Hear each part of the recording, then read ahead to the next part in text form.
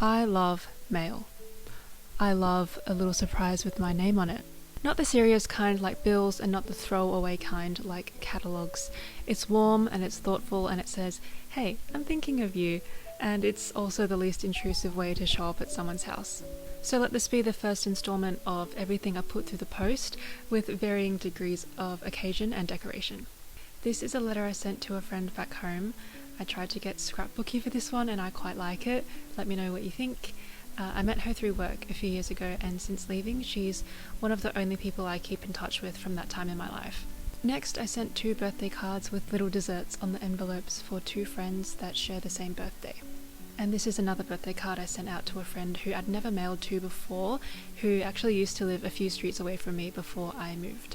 Next, I wrote a letter to 2 people who I'd also never mailed to before, who I'd become friends with over the last couple years before moving. Next, this is a postcard I sent to a friend in Sydney just to say hello.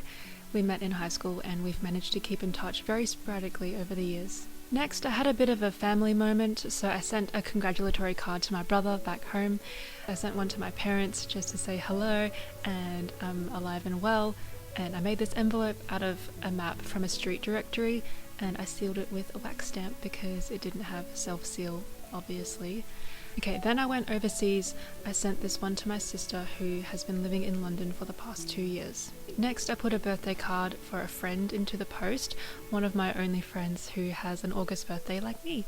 After that, it was a letter to my bestie back home, just an ongoing newsletter/life update. Next, I sent this postcard to a friend who was with me at the place where I bought it. That was a couple of years ago and I thought it would be a nice blast from the past. And that concludes the list for now. In the digital age, I try and use snail mail to connect with my friends and family even if I don't get a reply. Worst case, it won't arrive, which has happened before.